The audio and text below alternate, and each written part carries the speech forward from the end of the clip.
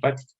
Pues no obstante, su elevación en plasma obviamente nos indica pues un mayor daño, ¿no? Como habíamos dicho, estos no son específicos de insuficiencia cardíaca, pero su elevación tienen una implicación pronóstica entre más elevados estén, ¿no?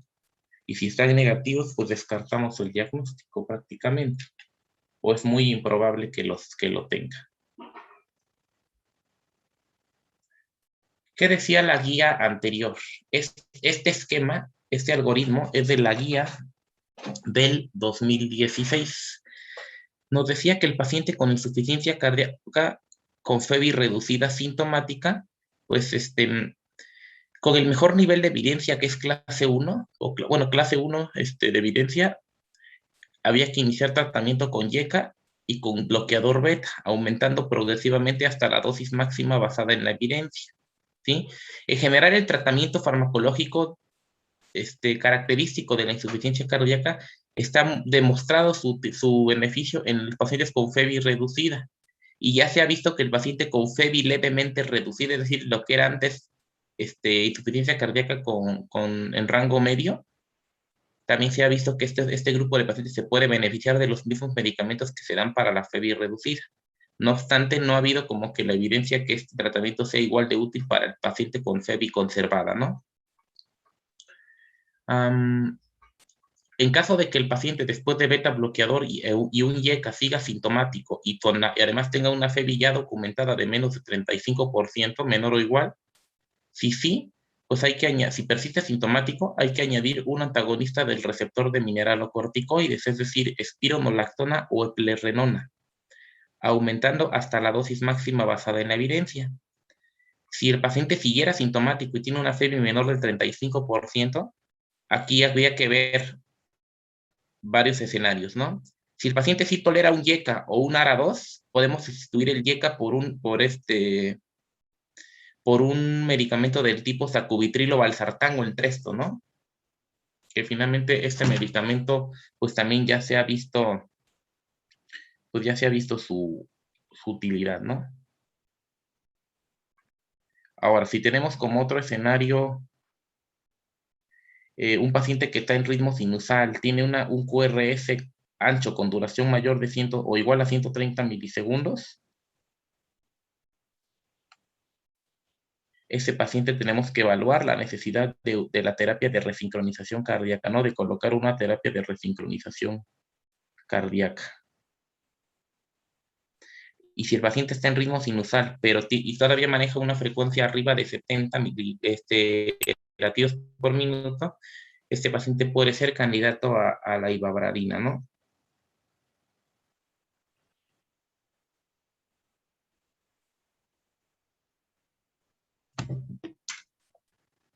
Esto decía la guía anterior. Obviamente, el hecho de que esté medio cuadro verde y medio cuadro amarillo nos habla de que también, dependiendo del QRS, pues tiene una menor clase de evidencia, lo mismo que el uso de la ivabradina. Esto decía en la guía anterior, pero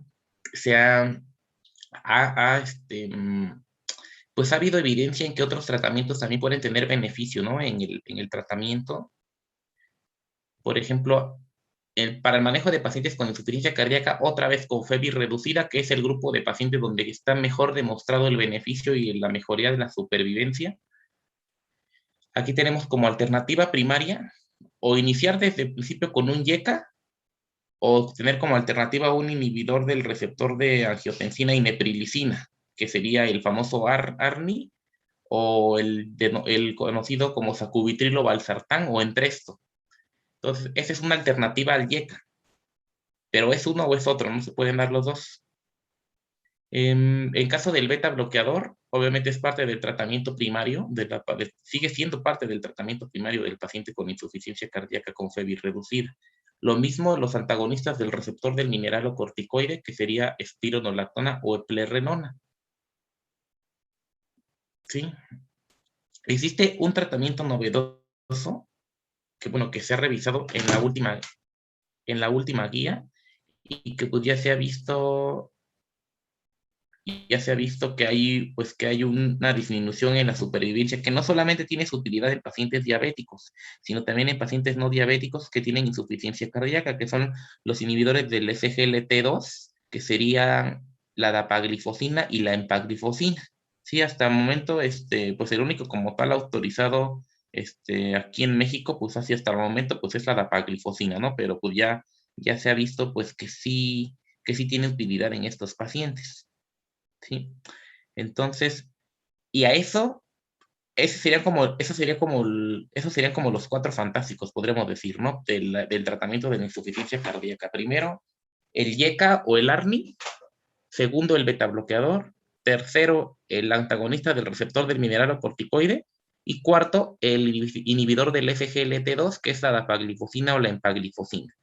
Como un quinto elemento, que ese sería más que nada con fines sintomáticos, no tiene tanto impacto en la supervivencia, pero sí en la mejoría clínica del paciente y en la mejoría de los síntomas, que serían los diuréticos de ASA para la retención de líquidos, ¿no? Todos estos tienen una clase 1 de evidencia, entonces estos 5 medicamentos tienen que ser parte del tratamiento, aunque habitualmente el último, el quinto, no interfiere tanto en la supervivencia, más sí en los síntomas, que es el diurético de ASA, del tipo furosemide, ¿no? O bumetanida. Ya los escenarios van a cambiar de, pues dependiendo de ciertas características propias que tenga el paciente, ¿no? O sea, no todos los pacientes a lo mejor van a ser candidatos al tratamiento estándar, pero de todas maneras se tiene que pues, iniciar con ese tratamiento y de acuerdo a ciertas consideraciones, de acuerdo a este algoritmo, pues considerar otras alternativas terapéuticas, ¿no? Permítanme tantito. ¿Hasta aquí va quedando alguna duda?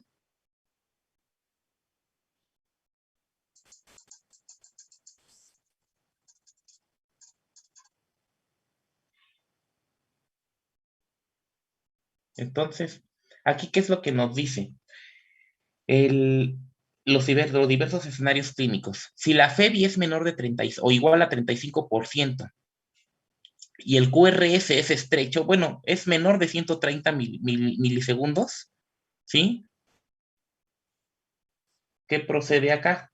El paciente puede ser candidato a un desfibrilador automático implantable, es decir, puro desfibrilador, sin terapia de resincronización.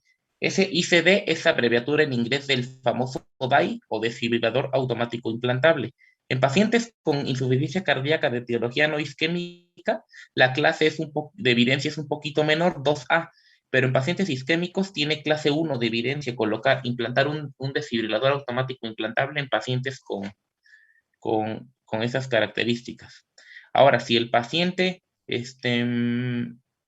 nos vamos al último extremo, a la tercera columna. Si el paciente está en ritmo sinusal y tiene una FEBI menor de o igual de 35% o mayor, y aparte su QRS es ancho, que bueno, para fines de insuficiencia cardíaca, nuestro punto de corte es 130 milisegundos. Si el QRS es mayor o igual de 130 milisegundos, este paciente sí es candidato a una terapia de resincronización cardíaca, ¿no? Que puede ser, que puede ser con desfibrilador o con función de marcapasos nada más, pero finalmente, entre más ancho sea el QRS, es mejor el nivel de evidencia. Es clase 1 si el QRS es mayor o igual a 150 milisegundos y es un poco menor si el QRS es intermedio entre 130 y 149, ¿ok? Obviamente, si los síntomas persisten, si la FEBI es mayor de 35 o el paciente no tiene indicación o es inapropiado utilizar estas terapias eléctricas y los síntomas persisten, se pueden considerar otras recomendaciones con clase 2 que vienen en la guía. ¿Ok? Pero en general la terapéutica inicial es esta, básicamente la que viene hasta arriba. ¿Ok?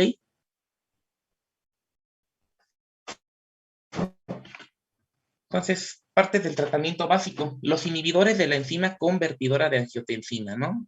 Los famosos IECA. ¿Qué impacto tiene? Se han demostrado que estos fármacos desde toda la vida han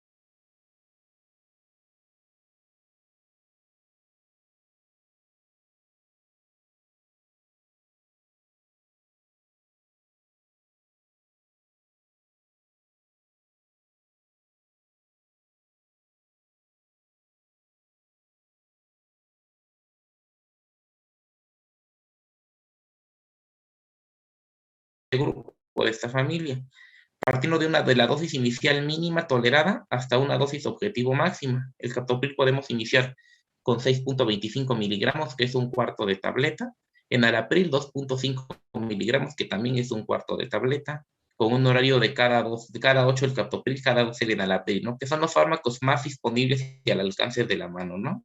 Obviamente familiarícense con el que tengan, pero sí sepan qué opciones pueden ofrecer. Como había dicho, bueno, que no los mencioné ahí, pues es importante considerar como una alternativa a los YECAs, ¿no? Los ARA2, si el paciente no tolera o tiene contraindicación de uso de algún YECA, pues pueden utilizar un ARA2, ¿no? Como los sartán, valsartán, telmisartán, ¿no? En caso de que no tolere estos fármacos. O, por ejemplo, que la causa más común de intolerancia es la tos, ¿no? Que producen los YECA, síntoma que no ocasionan los ARA2. Otro fármaco de los cuatro fantásticos, del pilar fundamental del tratamiento, pues son los antagonistas de los receptores de mineralocorticoides, ¿sí? Estos pues bloquean receptores que fijan aldosterona. Acuérdense que parte del sistema renina-angiotensina está la aldosterona, y esta aldosterona no tiene efectos fibrogénicos importantes a nivel del miocardio. Por lo tanto, pues su objetivo es inhibir este efecto final del sistema renina, ¿no? Obviamente, también también tiene cierto efecto sobre inhibir también otras hormonas esteroideas. Sobre todo la espironolactona no es como un antagonista específico, ¿no? Del receptor de aldosterona, sino que también puede actuar sobre otras hormonas esteroideas como corticoides o andrógenos. Es por eso que la espironolactona, aunque suele ser bien tolerada, algunos pacientes pueden tener como un efecto secundario ginecomastia dolorosa. Es por eso que esos pacientes que son muy sintomáticos a este efecto, se les puede ofrecer mejor eplerenona, que es un antagonista más específico del receptor y que no tiene este efecto secundario. ¿Ok? Entonces, este fármaco es importante para el tratamiento de la insuficiencia cardíaca con FEBI reducida sintomática en pacientes que ya están previamente, sobre todo en pacientes que ya están previamente tratados con un YECA y un beta bloqueador, y a pesar de ello sigue sintomático y además con una FEBI menor del 35%. También reduce la mortalidad y las hospitalizaciones por insuficiencia cardíaca. Siempre hay que tomarlo con precaución en pacientes con alteración de la función renal, ¿no? Sobre todo si tienen aumento del potasio mayor de 5, porque finalmente, como efecto secundario, pues también tiene un efecto ahorrador de potasio, ¿no? Tenemos otro fármaco igual, que cobró relevancia pues en la última década, ¿no? El inhibidor del receptor de angiotensina y neprilicina, sobre todo en estos últimos 6 años, de la última guía para acá, pues ya se había visto la evidencia de este fármaco, ¿no? Que este fármaco llamado inhibidor del receptor de angiotensina y neprilicina es porque es un combinado de este compuesto llamado sacubitrilo y valsartán, es decir, en su componente hay valsartán y hay sacubitrilo, que es propiamente el inhibidor de la neprilicina. Sí, finalmente, este fármaco actúa en el sistema renina-angiotensina-aldosterona y en el sistema de las endopeptidasas neutras, ¿no? Entonces, ralentiza la degradación de péptidos natriuréticos, de bradicinina, ¿sí? Actúa en relación al péptido natriurético de tipo A y del BNP, ¿sí? Sobre sus receptores, aumenta el GNP cíclico, que favorece la diuresis, la natriuresis, la relajación miocárdica y el antirremodelado, ¿sí?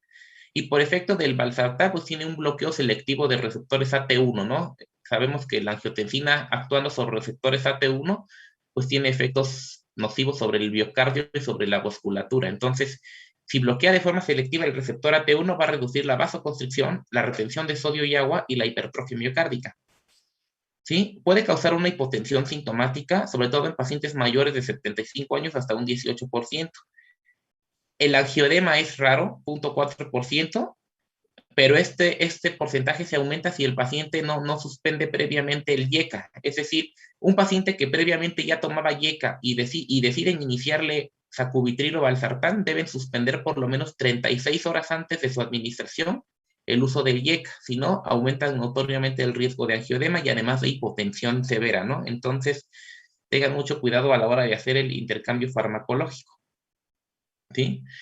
Hay sí cierto sobre su efecto sobre acelerar el depósito de amiloide cerebral a largo plazo. No está como bien definido esto, pero realmente este fármaco sí mejora la sobrevida y disminuye el riesgo de hospitalización. Entonces, es una excelente alternativa a los YECA, ya sea que lo decidan iniciar desde un principio o que después de haber tolerado bien yecas, pero a pesar de eso continúe con síntomas, ese paciente puede ser candidato a sacubitrilo con valsartán, ¿ok? Entonces siempre acuérdense que 36 horas de diferencia entre la suspensión del yeca y el inicio del sacubitrilo valsartán, ¿ok?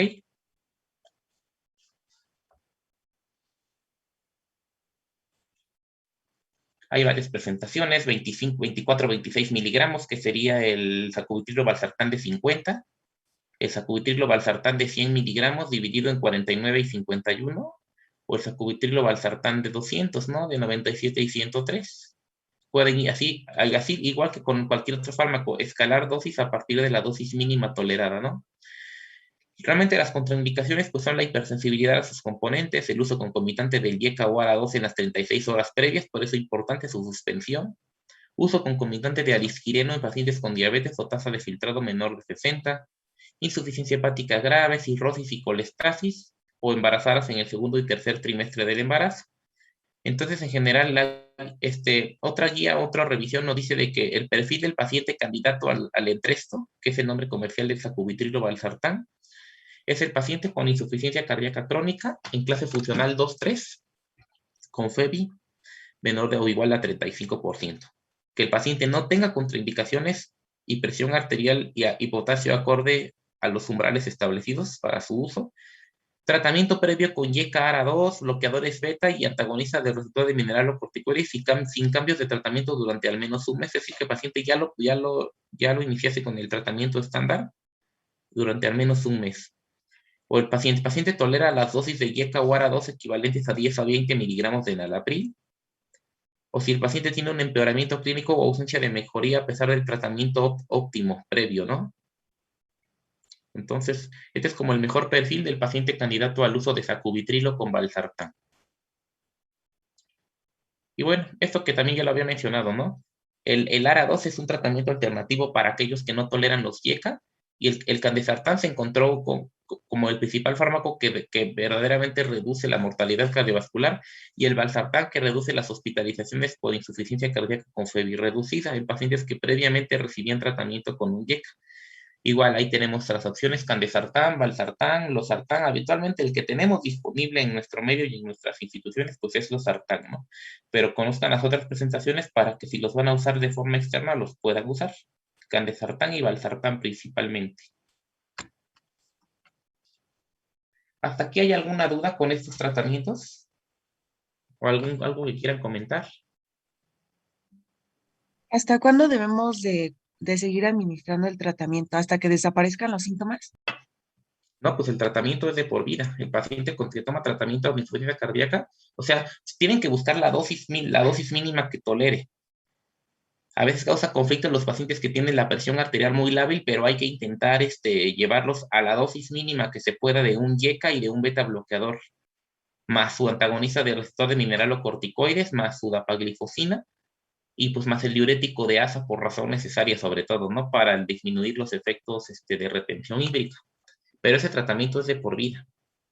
Obviamente se tiene que buscar una causa, definir cuál es la causa, tratar la causa, pero si el paciente ya tiene un daño miocárdico irreversible, va a requerir este tratamiento permanentemente para contrarrestar y antagonizar tanto al sistema nervioso simpático por efecto del beta bloqueador, como al sistema de renina-angiotensina-aldosterona por efecto del YECA o ARA2 o inhibidor de la neprilicina, y el receptor de mineralocorticoides, que es el inhibidor de la aldosterona, ¿no?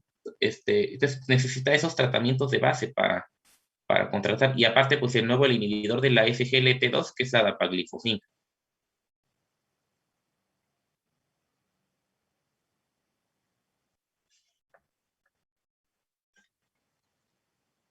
Tenemos, este es el grupo de fármacos más novedosos que no estaba en la guía pasada, pero bueno, ya se mencionaba algo al respecto, ¿no? Los inhibidores del cotransportador 2 de sodio glucosa, que es inhibidores del SGLT2, que causan una reducción del 26% en el criterio de valoración principal, que es combinación de empeoramiento de insuficiencia cardíaca o muerte. Se observó que sobre todo la dapaglifosina redujo la mortalidad por todas las causas, alivió los síntomas de insuficiencia cardíaca, mejoró la función física y la calidad de vida del paciente con insuficiencia cardíaca con FEBI reducida sintomática. Es parte también de los tratamientos de primera línea del paciente diabético, es decir, mejora la glucemia en el paciente diabético, pero se observó en los estudios que no solamente era útil para pacientes diabéticos, sino que también era útil para pacientes con insuficiencia cardíaca, tuvieran o no tuvieran diabetes. ¿Sí? Entonces, cuando vean diabetes van a ver que les van a mencionar este fármaco también, pero su utilidad en la insuficiencia cardíaca pues sí es muy notoria y muy evidente.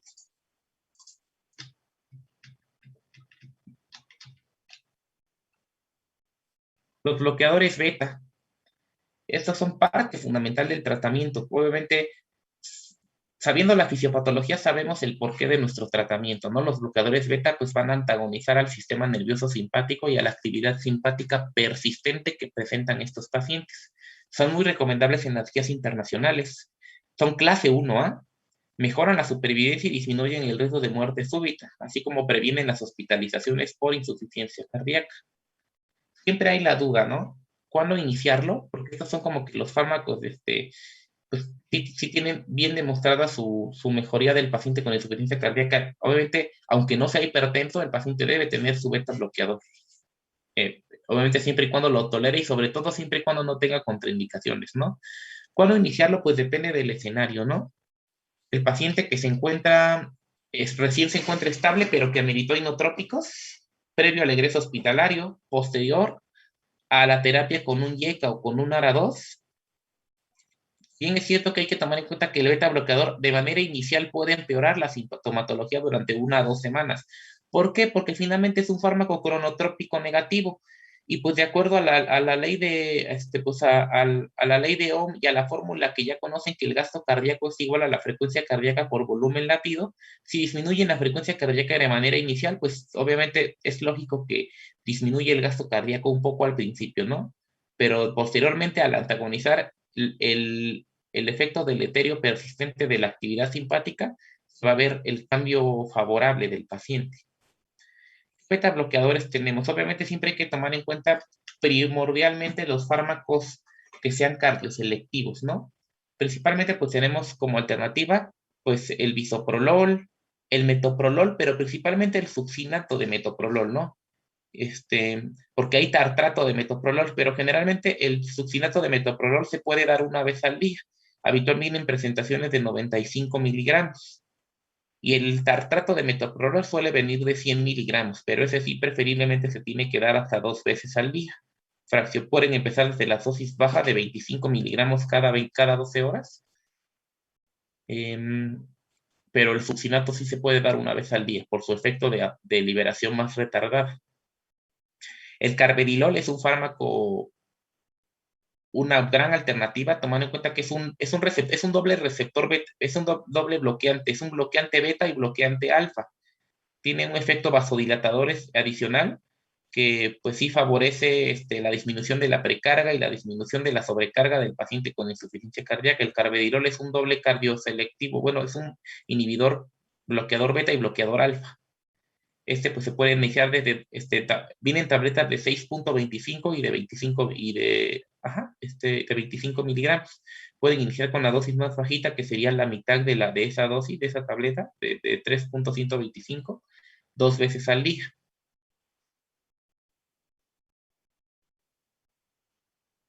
Obviamente se puede utilizar en cualquier clase funcional, clase NIHA 2, NIHA 3, NIHA 4. Obviamente, siempre tienen que evaluar que el paciente no esté en falla cardíaca aguda. Si el paciente les llega a urgencias con un Killip y Kimball 3, es decir, con edema pulmonar o con choque cardiogénico, el paciente tiene que ser un poco más lentos en la decisión de empezar con el beta bloqueador, porque esos pacientes, al haber estado inestables, tienen que retrasar un poquito más el inicio de ese tratamiento, pero en algún momento lo tienen que iniciar. Habrá que vigilar el edema, la descompensación por sobrecarga, por eso siempre ojo con los pacientes que lleguen en falla cardíaca aguda, sobre todo Killip, Kimball 3 o 4, porque en ellos sí hay que tener más precaución con el inicio del beta bloqueador. ¿Cuándo retirar el beta bloqueador? En cuanto a esa pregunta, ¿no? Que decían hasta cuándo se da el tratamiento. Pues realmente se sugiere no retirar el tratamiento de pacientes con buena tolerancia al mismo. Se ha observado deterioro clínico y muerte súbita por insuficiencia cardíaca progresiva después de la retirada del fármaco. Falta evidencia, obviamente, pero en general, de forma global, no se debe retirar el tratamiento pilar del tratamiento, o la parte pilar del tratamiento. Porque, bueno, en general, obviamente los beta bloqueadores mejoran la supervivencia general y libre de eventos de pacientes con hija clase 2 y clase 3 sobre todo. Y pues, ¿cuáles son las dosis objetivos o bloqueo beta, no? Pues ahora sí que depende del fármaco que usen, ¿no? Habíamos dicho, ¿no? Que el bueno, esto me lo salto, pues realmente más básicamente habla de los fármacos, de los diversos estudios que se realizaron para el estudio de los beta bloqueadores y el fármaco y en qué clase funcional se utilizó, cuál fue el número de pacientes, cuál fue la mortalidad, ¿sí? Entonces, en general, en todo se vio pues una mejoría de la supervivencia, ¿no? Y bueno, antes de que se suspenda, antes de que se desconecte la clase, ahorita nos volvemos a conectar al mismo link. Este es el resumen de clase y nivel de evidencia del tratamiento farmacológico indicado en pacientes con insuficiencia cardíaca clase 2 a 4 de la mija, con una fracción de eyección reducida que la consideramos a partir de una FEBI menor o igual de 40. Prácticamente todos los fármacos, excepto el sacubitrilo valsartán, tiene clase 1 y nivel de evidencia A, es decir, se ha visto que después de múltiples ensayos clínicos aleatorizados, hubo mejoría en el riesgo la disminución del riesgo de hospitalización y muerte. O sea, en el caso del uso y de los YECA, es clase 1 nivel A. Beta bloqueadores, clase 1 nivel de evidencia A. Antagonistas del receptor del mineralocorticoides, espironolactona o eplerenona, clase 1 nivel de evidencia A. Y dapaglifosina o empaglifosina, que son inhibidores de la SGLT2 en pacientes con insuficiencia cardíaca para reducir riesgo de muerte y hospitalización por insuficiencia cardíaca. Clase 1, nivel de evidencia.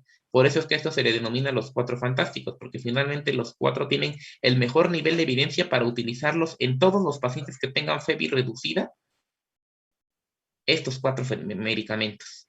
Y el sacubitrilo valsartán tiene clase 1 nivel de evidencia B, pero bueno, ya habíamos dicho que es una excelente alternativa o reemplazo de los YECAS en pacientes con falla cardíaca con FEBI reducida para reducir el riesgo de hospitalización por insuficiencia cardíaca y muerte. Solo tomen en cuenta que tienen que iniciarlo 36 horas después de haber suspendido un YECA o un ARA2, ¿no? Para disminuir el riesgo de angioedema, sobre todo con los YECAS. No sé si haya duda con este tratamiento básico que deben tener todos sus pacientes con FEBI reducida.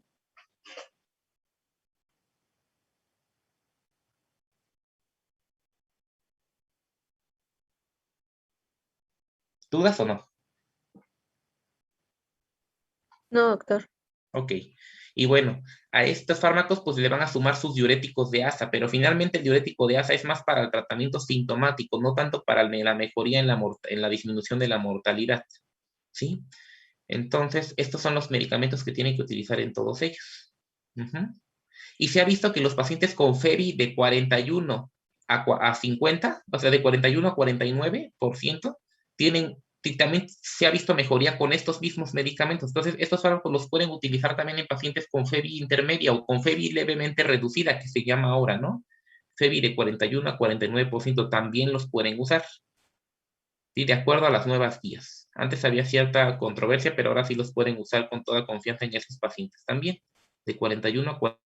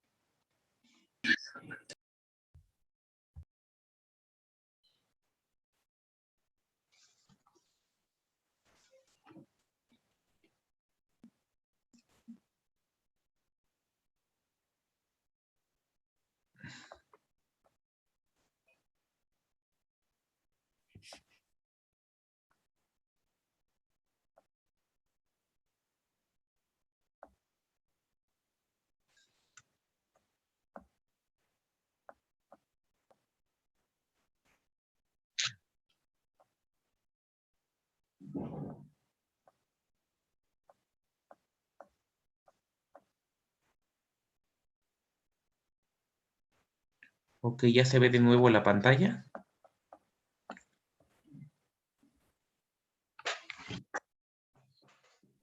Sí, ya se ve. Ok, entonces, en resumen, todo paciente con FEBI reducida, menor de 40, o inclusive con FEBI de 41 a 49, se debe utilizar un YECA, un beta bloqueador. Puede ser un YECA o un ARA2 si no tolera el YECA. Un beta bloqueador, un antagonista del receptor del mineralocorticoides, un inhibidor del SGLT2 y como alternativa a los YECAs o a los ARA2, un inhibidor de la angiotensina y neprilicina, que es el sacubitrilo valsartán, ¿no? Tenemos otros fármacos que no tienen esa misma clase y nivel de evidencia, pero que también en pacientes seleccionados se ha visto su utilidad, ¿no? La ivabradina, ¿cuáles son los pacientes que mejor se benefician del uso de ivabradina? Pues bueno, en general la ivabradina pues reduce hospitalizaciones y es un agente que inhibe selectivamente la corriente IF en el nodo sinusal. En general, pues el paciente candidato que se puede beneficiar de ese tratamiento son los pacientes con falla cardíaca sintomática, clase 2, clase 3 de la mija, con FEBI reducida menor o igual a 35%, que tienen frecuencias cardíacas mayores de 70. Si el paciente tiene frecuencias cardíacas más lentas, no pueden usar ivabradina. Entonces tiene que tener una frecuencia cardíaca al menos de 70 latidos por minuto, sobre todo en pacientes que ya tomaron, ya tuvieron tratamiento médico óptimo, incluyendo de beta bloqueadores a dosis máximas toleradas, pero quienes es ritmo sinusal, tiene que ser ritmo sinusal y una frecuencia cardíaca mayor de 70. El paciente debe cumplir estos criterios para que ustedes puedan usarles ivabradina, ¿ok? Falla cardíaca sintomática, MIJA 2-3, FEBI menor o igual a 35%, con tratamiento médico óptimo previo que incluía dosis máximas de beta bloqueadores, que el paciente esté en ritmo sinusal y que el paciente tenga una frecuencia de al menos 70 latidos, 70 o más. Los diuréticos, pues sabemos de la utilidad de los diuréticos, pues como depletores de volumen, ¿no? Esto solamente resume, la fisiología de la nefrona, ¿no? Y los sitios de acción de los diversos fármacos, ¿no? En el túbulo contornado proximal, que actúan los inhibidores de la anhidrasa carbónica, que son antidiuréticos que pues casi no se usan en la práctica clínica, ¿no? Los diuréticos de acción 2, que son los que actúan a nivel del asa de Henle, ascendente sobre todo, donde está el canal de sodio 2 cloros potasio, ¿no? De sodio potasio 2 cloros, que actúa a ese nivel el diurético de asa. El sitio de acción 3, que es donde actúan en el túbulo cotonero distal los diuréticos tiacídicos y análogos tiacídicos. Y el lugar de acción 4, o túbulo contornero distal final y túbulo colector, donde actúan los diuréticos ahorradores de potasio, antagonistas del receptor de mineralocorticoides, inclusive los inhibidores de las acuaporinas, ¿no? Los famosos baptanos o inhibidores de la hormona antidiurética. Entonces, pues las recomendaciones, ¿no? Pues nos dice que pues, se pueden utilizar los diuréticos de asa en pacientes que tienen síntomas debidos a sobrecarga de volumen, ¿no? Entonces, tiene clase 1 nivel de evidencia C, de acuerdo a las guías americanas del 2013, no ha cambiado mucho eso en general, pero sí los diuréticos son un tratamiento para uso sintomático fundamental en estos pacientes, ¿no? ¿Qué diuréticos de asa son los que más tenemos? Pues tenemos furosemide, ¿no? Pero obviamente mucho más potente, pues la bumetanida, ¿no? Entonces, si el paciente puede adquirir bumetanida, la bumetanida de 1 miligramo tiene un efecto mucho más potente que los 20 o los 40 miligramos de diurético de tipo furosemide, ¿no? Que esos son los diuréticos de asa más utilizados, ahí está, ¿no? 40 miligramos de furosemida, 1 miligramo de bumetanida, 20 de toracenida, 50 de ácido betacrínico, ¿no? Que son las dosis como equivalentes entre sí. Obviamente causan una excreción de hasta el 25% del sodio filtrado y su administración intravenosa evita las variaciones en la biodisponibilidad y permite un inicio rápido de la acción, típicamente en 30 a 60 minutos, si administran intravenoso el diurético de asa para una depresión de volumen más rápida y eficiente. Obviamente, habíamos dicho que actúa sobre el cotransportador sodio-potasio 2 cloros, ¿no? Que se encuentra en el túbulo, en el asa de Henle gruesa ascendente, ¿no? Ese es el sitio de acción de los diuréticos de asa.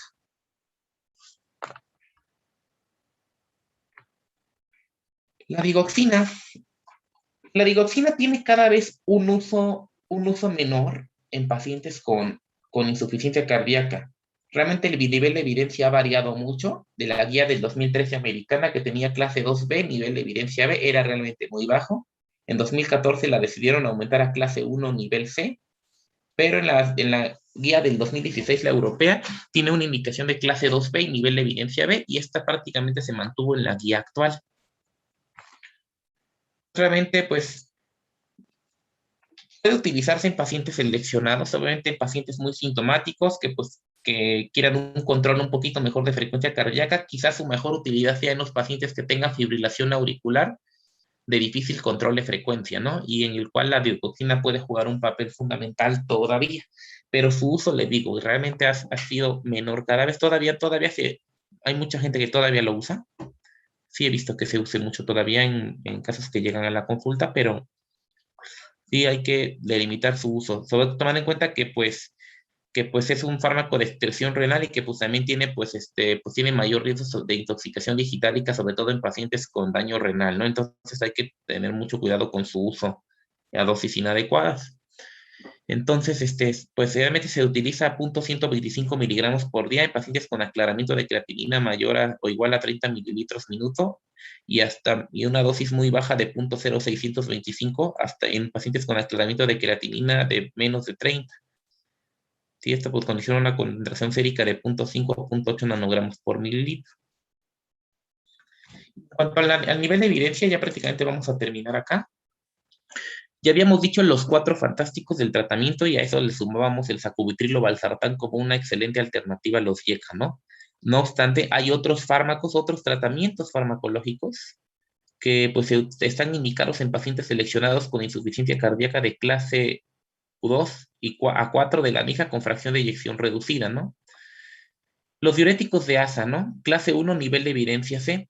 Se recomienda sobre todo en pacientes con falla cardíaca con fiebre reducida con signos y o síntomas de congestión para aliviar los síntomas, mejorar la capacidad de ejercicio y reducir las hospitalizaciones. Sí reduce las hospitalizaciones, no reduce la mortalidad, pero sí reduce las hospitalizaciones el diurético de ASA. Los bloqueadores del receptor de angiotensina 2, es decir, los ARA2, también tienen clase 1 nivel de evidencia B y se recomiendan como alternativas a los YECA, o sea, así que para reducir el riesgo de hospitalización por insuficiencia cardíaca y muerte cardiovascular en pacientes sintomáticos que no pueden tolerar un YECA o un ANRI, ¿no? Los pacientes también deben estar recibiendo al menos un beta bloqueante y un antagonista del receptor del mineralocorticoides, ¿no? Su clase es 1 nivel de evidencia B, un poco menor que los YECA, pero esto sí se ha visto que reduce la mortalidad y mejora la supervivencia, ¿no? En pacientes que no toleran los YECAs como una buena alternativa. Los inhibidores del canal IF o de la corriente IF del nodo sinusal, ¿no? La ivabradina, habíamos dicho. Y dijimos en cuándo se utiliza. Pacientes sintomáticos, FEBI menor o igual a 35, en ritmo sinusal y frecuencia cardíaca en reposo mayor o igual a 70 latidos por minuto, a pesar del tratamiento con una dosis basada en la evidencia de beta bloqueante o la dosis máxima tolerada por debajo de esa, ¿no? Un YECA o un ARNI y un antagonista del receptor del mineralocorticoide para reducir el riesgo de hospitalización por insuficiencia cardíaca y muerte cardiovascular. Acuérdense que el ARNI es el sacubitrilo valsartán, ¿no? Clase 2, nivel 2A, nivel de evidencia B. Y debe considerarse esta ivabradina también en pacientes sintomáticos con FEBI reducida, menor de 35, ritmo sinusal y frecuencia en reposo mayor de 70, que son incapaces de tolerar o tienen contraindicaciones para un beta bloqueante. Hay pacientes que a lo mejor el paciente sí tiene frecuencia de 75, le inician un beta bloqueador, pero no lo tolera. Entonces, este paciente puede ser un buen candidato al uso de ivabradina, porque no toleró, porque se le contraindica el beta bloqueador, porque a lo mejor tenga un bloqueo de primer grado o a lo mejor tenga enfermedad pulmonar o a lo mejor tenga alguna otra contraindicación, ¿no? Para el uso de un beta bloqueante. Esto para reducir el riesgo de hospitalización por insuficiencia cardíaca y muerte. Los pacientes también deben recibir un YECA o ARNI y un antagonista del receptor de mineralocorticoides. Es decir, antes de iniciar cualquier otra alternativa de tratamiento, siempre tiene que tenerlo con el tratamiento médico óptimo para decir que de verdad el paciente persiste sintomático. Pero a ese paciente ya le iniciaron YECA, ya le iniciaron antagonista de mineralocorticoides y ya le iniciaron beta bloqueadores. ¿Ok? Para decir que el paciente persiste con síntomas. Y más o menos cada 3 meses pueden estar haciendo una reevaluación de los síntomas, ¿no? Y de la mejoría clínica, en promedio.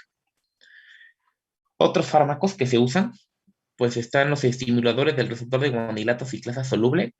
Yo no he visto que se use principalmente por el costo. El vericiguat puede considerarse en pacientes en clase 2 a 4 de la MIJA que han tenido un empeoramiento de la insuficiencia cardíaca, a pesar del tratamiento con un YECA o ARNI, un beta bloqueante y una ARM, para reducir el riesgo de mortalidad por cardiovascular y hospitalización. Si se dan cuenta, su clase de evidencia tampoco es muy grande, es clase 2B y su nivel de evidencia B. Entonces, casi no se usa, pero tampoco es un fármaco muy disponible en nuestro medio. Hidralacina y nitrato de isosorbida, es decir, esa presentación combinada de hidralacina y nitrato de isosorbida, se ha visto que tiene su utilidad sobre todo en pacientes de raza negra, autoidentificados con FEBI menor de 35 o con FEBI menor de 45 combinada con un ventrículo izquierdo dilatado en clase 3 a 4 de la MIJA, a pesar del tratamiento óptimo con YECA o ARNI, con beta bloqueador y con ARM, para reducir el riesgo de hospitalización por insuficiencia cardíaca y muerte. Este fármaco combinado de hidralacina e isosorbida puede considerarse en pacientes con insuficiencia cardíaca con FEBI reducida sintomática que no toleran ninguno de los tratamientos previos o están contraindicados, el YECA, el ARA2 o el ARNI, para reducir el riesgo de muerte, tomando en cuenta que son fármacos vasodilatadores y que también pueden hipotensar al paciente, ¿no? O sea, si el paciente no tolera esto, pueden considerar esta combinación de hidralacina y nitrato de isosorbida, aunque su clase de evidencia no es tan alta, ¿no? Como un YECA, como un ARA2 o como un ARNI, pero se puede considerar. Y la digoxina, habíamos dicho que puede considerarse en pacientes con falla cardíaca con FEBI reducida, sintomática en ritmo sinusal, a pesar del tratamiento con un YECA o ARNI, un beta bloqueante y un antagonista del receptor del mineralocorticoides para reducir el riesgo de hospitalización tanto por todas las causas como por insuficiencia cardíaca. Puede ser útil también en pacientes con fibrilación auricular para reducir o para un control de la frecuencia, ¿no? Estas son en general las dosis de fármacos que vienen en la guía, de los principales fármacos, si quieren tomarle foto, o inclusive viene en su guía, la que les compartí de insuficiencia cardíaca, ¿sí? Entonces, todo eso viene ahí, las dosis de fármacos de los YECA, del sacubitrilo valsartán, de los beta bloqueadores, sobre todo los cardioselectivos, que son los mejores, los antagonistas del receptor de mineralocorticoides, los inhibidores del SGLT2, ¿no? Del cotransportador de sodio-glucosa, ¿sí? Entonces, y otros agentes, ¿no? Que ahí entran los ARA2, los inhibidores de corriente IF, el vericiguat, del guanidinato ciclasa, la digoxina o la hidralacina combinada con dinitrato de isosorbida, ¿no? Estos fármacos en esas dosis, esas son las dosis iniciales y la segunda columna, las dosis objetivo máxima que puede llegar a tolerar el paciente. ¿Sí? Entonces, todos realmente tienen un espectro farmacológico muy amplio y estos son los principales que se deben utilizar. Nunca se olviden de los 4 principales o los 4 pilares del tratamiento que son los YECA, los beta bloqueadores, los antagonistas del receptor de mineralocorticoides y los inhibidores del SGLT2, ¿no? Como alternativa los ANRI o los ARA2. ¿Ok? ¿Alguna duda hasta aquí? Y aquí terminamos la clase de tratamiento farmacológico.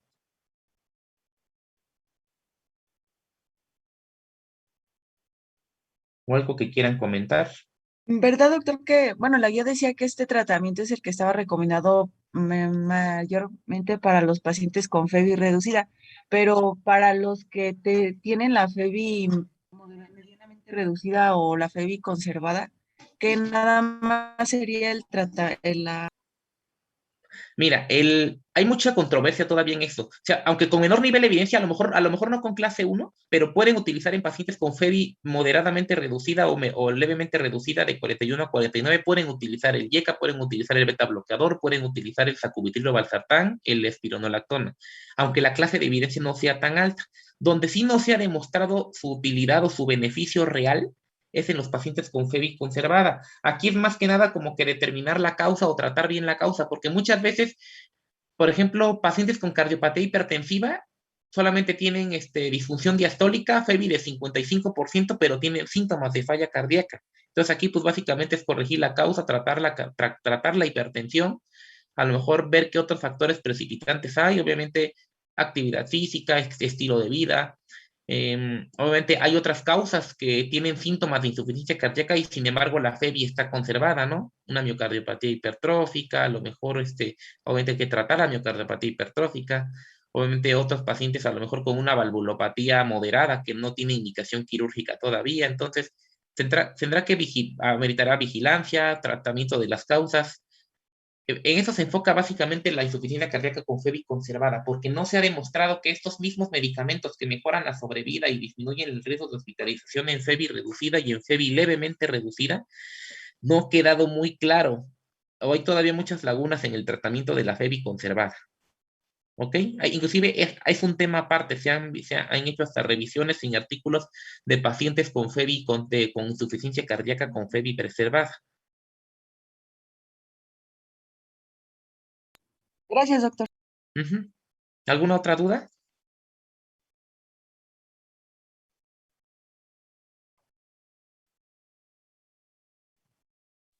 No, doctor. Ok.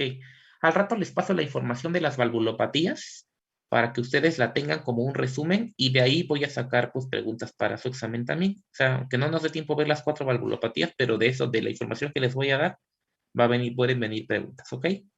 El examen va a ser el viernes. Ya en la semana que viene vemos y revisamos algunos temas extras, preparamos también, pues ya les diré en qué va a consistir la evaluación del examen ordinario y todo lo demás, ¿ok? Entonces, pero de entrada el viernes ya es el último examen parcial.